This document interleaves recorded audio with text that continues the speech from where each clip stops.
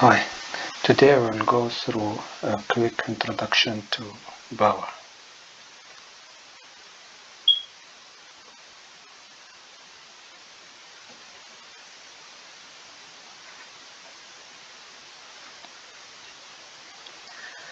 So, after this presentation, you will be able to define power, to know the units of power in English and metric system, and we'll talk historically about the horsepower, and we will derive the equation of power in English and metric systems.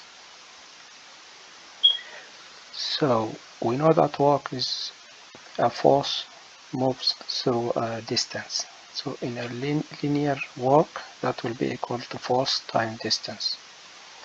And in a rotational force work, that is torque times angle. If we add a time dimension to this, it will give us power. So from there we could define power as the rate of doing work. So we go back to the equation. So power equal work done divided by time taken, and we know that work done equal force times distance moved, whatever it is, linear or rotational.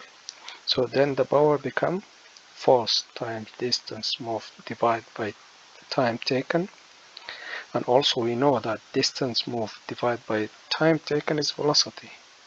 So the equation of power become force times velocity. The units in both English and metric system. In the English system, we use force-bound, foot-bound force per second. And in the metric system, we use joule per second or watt is equal. Joule per second equal watt. Or we use horsepower.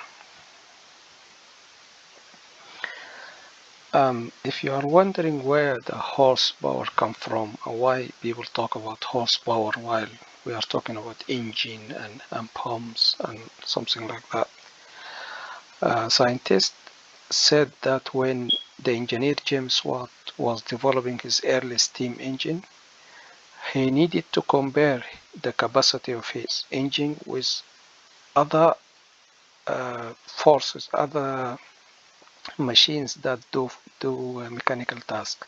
But there was no machine at that time. So the only things he found is horses. At that time, people use horses to do mechanical tasks. So he selected a very strong and good horse, and he let this horse do some work. So he let the horse pull various weight up a mine shaft, and he started observing the horse.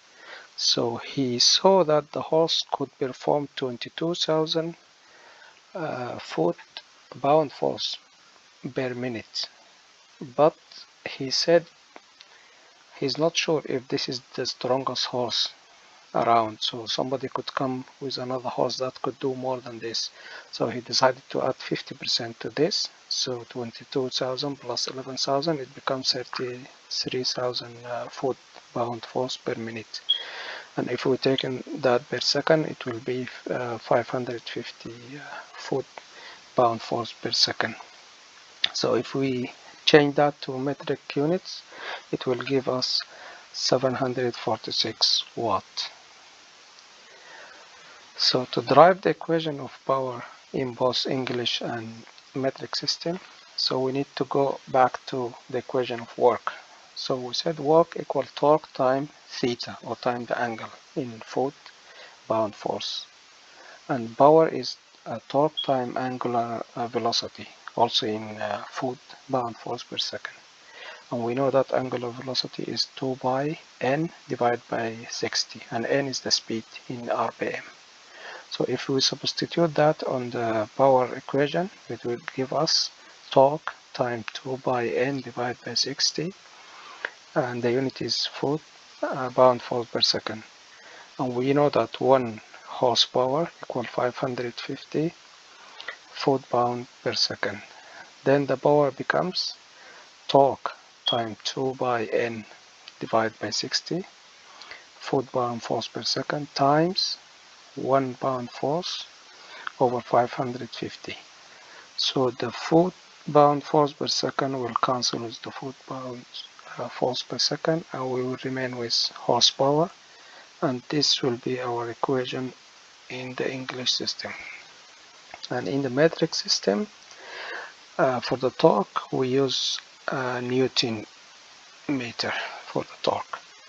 So the equation will become torque time angular velocity in joules per second or in watt, and we know that our angular velocity is 2 pi n over 60, and we know that the speed n in rpm, revolution per minute. We substitute that again in the power. It will give us 2 pi speed times torque divided by 60 in watt, and we know that 1 horsepower equals 746 watt. So multiply the 2 by nt divided by 60 in watt times 1 horsepower divided by 746.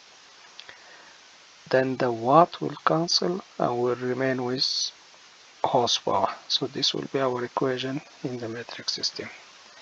So this is a quick introduction to power, and hopefully in other videos we will go through some examples.